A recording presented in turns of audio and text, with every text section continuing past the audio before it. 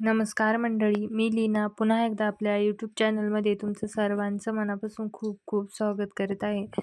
तर सकाळी सकाळी बघा, आता आहोंचं इकडं त्यांचं पाठ वाचायचं काम चालू होतं. त्यांनीच देवपूजा देखील करून घेतली होती आणि आज श्रावण महिन्यातला दुसरा शुक्रवार होता. तर या दिवशी लक्ष्मीची व्रतची देखील पूजा करता आणि जीवितिका मातेची देखील संध्याकाळी पूजा करायची असते. आता मी उपवास धरलेले होते लक्ष्मीचे. तर इथं मी आवरल्यानंतर सर्व घर वगैरे पुसून वगैरे घेतलं, सर्व क्लीन केलं आणि आता पूजा आहे ना, मी आज इकडं पुढे अजून एक रूम आहे तिकडे मांडली होती. कारण देवाऱ्याजवळ आहे ना खूप गर्दी झाली होती. कारण त्यांनी पण त्यांचा जो स्वामी समर्थ सारामृताचं जे पाठ चालू आहे त्यांचा, तिथं देखील एक पाठ त्यांनी स्वामींचा फोटो वगैरे ठेवून मांडला आहे. तर मग तिथं मांडायला वगैरे काय एवढी जागा नव्हती आणि खूप गर्दी होत होती. तर म्हटले आज आपल्याला 2 पूजा देखील करायच्या आहे, कारण संध्याकाळी जीवितिका मातेची देखील पूजा करायची होती. तर मग इकडे मी लक्ष्मीची स्थापना केली होती पाठाची. मस्त पूजा वगैरे करून घेतली, पोथी वगैरे वाचली आणि आता आहे ना खूप दिवसापासून आहे ना मला ह्या जे आहे ना हे ग्रंथ आणलेले त्यांना आहे ना कवर लावायचे होते. म्हणजे ते पोथीला जे असतं ना बघा, तर ते आता हे माझ्याकडं असं देवाचा कापड होता.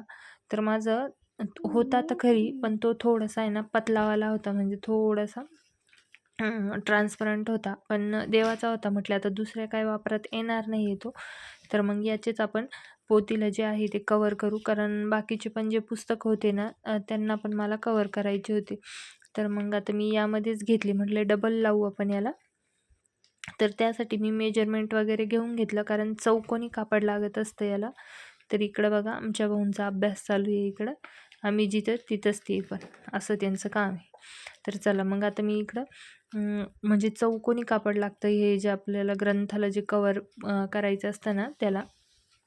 तर इथं मी आता चौकोनी कापड करून कट केलं आणि चहूबाजूने त्याला शिवून घेतलं, कारण ते ओपन आहे ना. तर चहूबाजूनी टीप देऊन घेतली त्याला.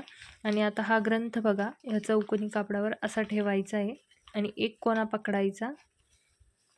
हे बघा, तिरपा ग्रंथ ठेवायचा, एक कोना पकडायचा, परत हा एक कोना पकडायचा आणि हा एक कोना पकडायचा. अशा पद्धतीने आपले पोथीचं कवर होऊन जातं आणि ह्या अशा आपल्याला तिरप्या शिलाया देऊन घ्यायच्या. तर या अगोदर पण मी एक जे आहे ना माझं छोट्या ग्रंथ वगैरे आहे शिवलेला अमृत, छोटे छोटे जे पुस्तकं आहे देवाचे, त्यासाठी मी एक शिवले होतं.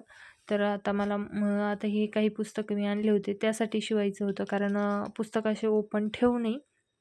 तर त्यासाठी आता हे बघा अशी क्रॉसमध्ये इथं मार्किंग करून घेते, म्हणजे तिथपर्यंत आपल्याला शिलाई द्यायची असं लक्षात येईल.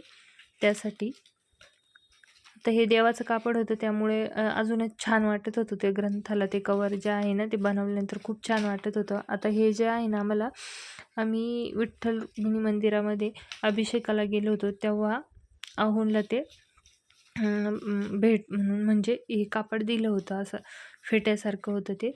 पण मग ते आता वापरात येणार नव्हतं, तर म्हटले देवासाठी छान आपल्याला जे कवर आहे ते होऊन जातील. तर त्यासाठी मी इथं आता शिवायला घेतलं होतं. म्हटले यामध्ये जेवढे होईल तेवढे आपण शिवून घेऊ, कारण बाकीचे पण जे पुस्तक आहे, कारण एक पुस्तक लागलं ना तर सर्व पुस्तकं एकाच्या याच्यात असले तर सर्व ते बाहेर काढावं लागतं. त्यासाठी म्हटले गुरुचरित्र जो अध्याय आहे त्याला सेपरेट शिवू स्पेशल, म्हणजे पुन्हा पुन्हा दुसरे पुस्तक वगैरे काढायची गरज नाही आणि दुसरे पुस्तक लागत असले तरी ह्या पुस्तकाला हात लावायची गरज नाही असं. तर त्यासाठी मी असे बघा आता जे तिरपे तुम्हाला दाखवले होते त्याच पद्धतीने शिलाई वगैरे देऊन घेते. तर तुम्ही खूप सोपी पद्धत आहे, तुम्ही देखील घरच्या घरी शिवू शकता. कारण विकत आणायला जर गेलं तर आपल्याला 50-60 रुपये लागतात. हे असं पोथी कवर आपण बाजारात गेलं तर, कारण मी स्वतः बघितले, त्यासाठी मी देखील यूट्यूबवर बघूनच शिकली. आणि मला अशा ज्या छोट्या छोट्या वस्तू घरातल्या क्रिएट करायला आवडतं, कारण आपल्याला शिलाई काम येतं, तर मग असं आपण करायला काय हरकत आहे. तर मग इथं मी आता हे बघा अशा पद्धतीने हे जे कवर आहे, आता तुम्ही याला बघा नॉड पण लावू शकता. एक जो कोपरा दिसतो ना साईडचा त्याला नॉड लावली तरी चालती. आता मी नॉड वगैरे काय लावणार नाही आहे, फक्त कवरच म्हणजे शिवणार आहे. तर हे बघा अशा पद्धतीने आपलं कवर तयार झालं आहे. आता त्यामध्ये मी अध्याय ठेवून बघते आहे. तर हे बघा छान झालं आहे, आता अध्याय पण मस्त व्यवस्थित बसला आहे अशा पद्धतीने फोल्ड करून आपण हे ठेवून देऊ शकतो. आणि त्यामध्ये दिसायला पण एकदम सुंदर दिसतंय, कारण ते देवाचं कापड आहे त्यामुळे अजूनच छान दिसतंय ते. तर अशा पद्धतीने हे बघा इथं दोरी लावू शकता तुम्ही. म्हणजे तुम्हाला पाहिजे असेल तर अशा पद्धतीने मी आता बाकी जे कापड आहे ना त्याचं पण शिवून घेतले 3. तर हे बघा, कारण माझ्याकडं अजून पण काहीतरी देवाची पुस्तकं आहे ते सुद्धा ठेवायसाठी म्हणले वेगवेगळे ठेवू आपण आता. तर इथं मस्त असे छोटे छोटे 2 शिवले आणि एक मोठं शिवलं गुरुचरित्र अध्यायासाठी. तर आता असे 3 शिवून घेतले होते. तर चला आजचं हे मेन काम तर झालं होतं. तर इथं बघा या झाडांना आता कसं होतंय, हे कुबेरचा पौधा आहे तर त्याला बघा असं ब्लॅक ब्लॅक काय वरती अशी बुरशी येते का काय येते. तुमच्याकडे यावर काही उपाय असेल तर नक्की कमेंट करून सांगा. तर हे एक झाड आहे, याला पण बघा मस्त असं फूल आलं आहे आणि ह्या पण झाडावर बारीक बारीक असं ब्लॅक कलरची बुरशी आली आहे.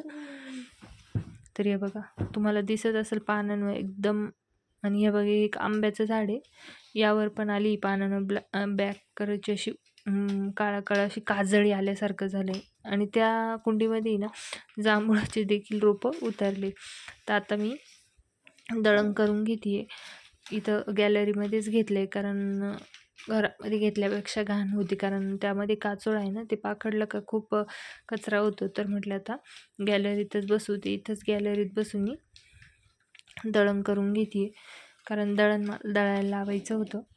काही काही थोडंफार जेवढं होईल तेवढं निसून आणि लगेच गिरणीत टाकत होती मी, कारण घरघंटी ती तिला जे दळायला टाईम लागतो. म्हणजे जर आता हे एवढं जे भांडं आहे हे 2 शहराचं आहे, हे जर लावलं तर त्याला अर्धा तास कमीत कमी लागतो. तर मग त्यासाठी थोडं थोडं निवडून मी इथं दळायला जे आहे ते लावत होती. आता आज माझा उपवास होता. यांना सकाळी मी आलूचे पराठे बनवले होते. आता संध्याकाळी आहोंला नाईटला जायचं होतं, त्यासाठी मग म्हटलं आता भाजीला काही नाही तर कुरडईचा भुगा. आता आमच्याकडं कुरडईचा भुगा म्हणते, आता प्रत्येक भागात वेगवेगळी काही पद्धत असेल याला. तर आता ह्या ज्या कुरड्या आहेत त्या मी भिजत टाकल्या आहे, तर याची मी भाजी बनवणार होती. तर खूप छान लागते भाजी. शंभूला तर खूप आवडती, मॅगी म्हणून तो खूप आवडीनं खातो. तर इथं आता तेल तापत ठेवलं आहे मी, त्यामध्ये जिरे मोहरी मस्त टाकून घ्यायची. त्यानंतर लसूण बारीक कट करून टाकायचा आणि कांदा आहे ना, कांदा थोडा जास्ती टाकायचा यामध्ये, कारण जास्ती असला ना छान लागते चव. त्यानंतर लसूण टाकला, थोडंसं लसूण तू द्यायचा आणि त्यामध्ये आता मी कांदा टाकून घेतला. आता कांदा टाकल्यानंतर आहे ना यामध्ये थोडं मीठ टाकायचं, म्हणजे काही गडबडीत आपल्याला जर भाजी करायची असली, मीठ टाकलं ना कांद्यावर पटकन कांदा आपला जो आहे तो परतला जातो. त्यासाठी आता इथे मी मीठ टाकून घेतलं आणि आता परतवून घेते. आता मिरच्या ज्या आहे ना त्या बारीक मिरच्या देखील यामध्ये टाकायच्या. कांदा थोडा थोडा परतत आला ना, आता इथं यामध्ये मी हिरव्या मिरच्या देखील कट करून टाकून घेतल्या. तर तुम्हाला जसं तिखट हवं आहे त्यानुसार. आता कोणी कोणी याला लाल मिरचीचं देखील करतं, म्हणजे लाल तिखट आहे ना ते टाकायचं, हिरवी मिरची न टाकता. आणि कोणी कोणी याला आता म्हणजे रशाचं देखील करतं, असं नॉर्मल रसा ठेवतो त्यामध्ये, ती पण भाजी छान लागते, ती पण आवडते आम्हाला. आता डब्याला द्यायची होती त्यामुळे थोडंसं कोरडाच करणार होती, कारण त्यांना पण खूप आवडती ही भाजी. आता सकाळी त्यांनी आलू पराठे खायला होते, दुपारी पण परत खाले, तर त्यामुळे त्यांना एवढी काही भूक नव्हती. मग थोडंसंच मग म्हटलं आता काय देणार, तर मग मी कुरडईचा भुगाच कर. तर मग इथं मग कुरडईची भाजी मी बनवायला घेतली. आता भिजत टाकल्या होत्या त्या बघा मस्त अशा शेवाळ्यासारख्या भिजून जाते एकदम. आता पाणी त्यातलं सर्व काढून घ्यायचं आणि मस्त कांदा ते परतलेलं राहतं, त्यामध्ये हळद वगैरे टाकली मी आणि आता हे सर्व मस्त असं परतून घ्यायचं. खूप छान लागते ही भाजी पोळीबरोबर. आता मस्त परतून घ्यायचं एकत्र, म्हणजे सगळीकडे जे हळदीचा जो कलर आहे तो सर्व जी कुरडई आहे आपली त्याला लागला पाहिजे, म्हणजे पिवळं पिवळं दिसली पाहिजे आपली भाजी. तर पूर्ण मस्त मिक्स करून घ्यायचं आणि त्यावर थोडं झाकण ठेवायचं आणि 5 मिनटं पण नाही, 2-1 मिनटात शिजायला काही नसतं यामध्ये, पण थोडंसं वाफवून घ्यायचं म्हणजे छान होऊन जातो. तर सर्व आता मी कालवून घेतलं आहे आणि अशा पद्धतीने ही जी भाजी आहे आता तयार झाली. यावर थोडंसं झाकण ठेवून वाफ दाबायची.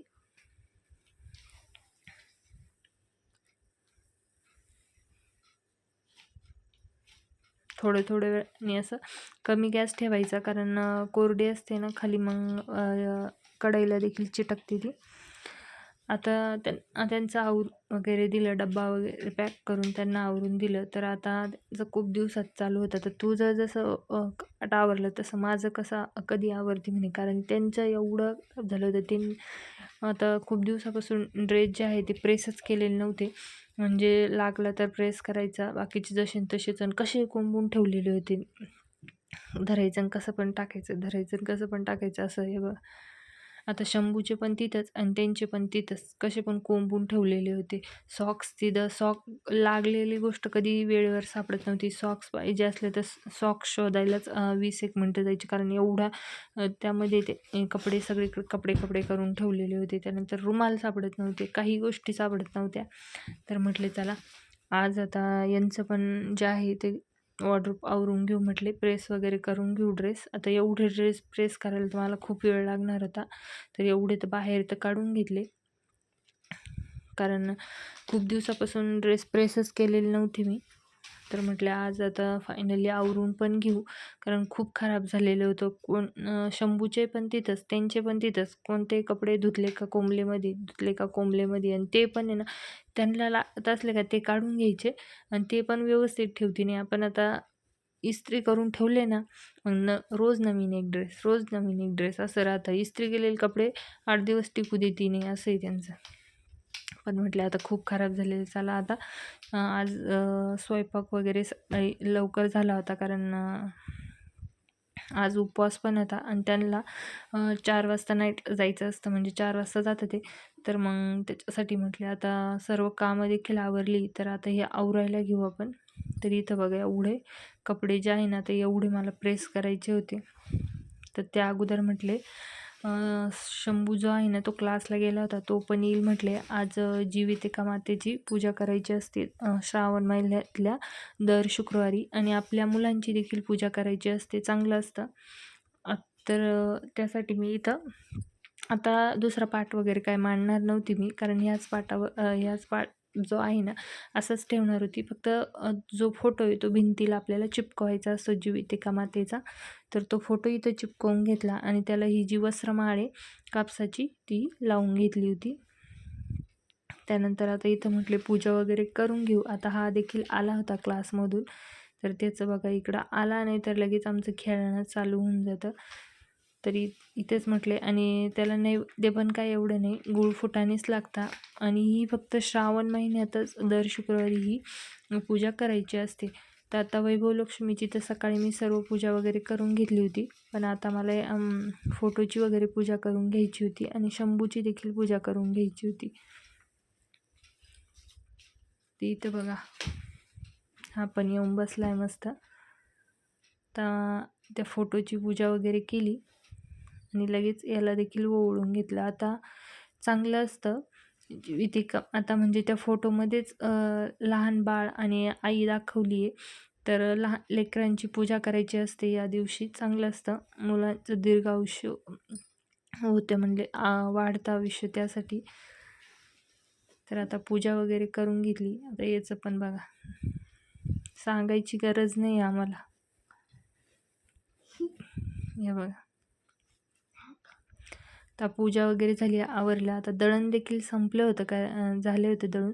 तर बाहेर बघा तो एवढा पाऊस चालू झाला होता, 5:30-6 वाजले असतील, म्हणजे अचानकच एवढा भरून आला ना, तर बस कधी. दिवसभर खूप ऊन होतं, अचानक पाऊस चालू झाला.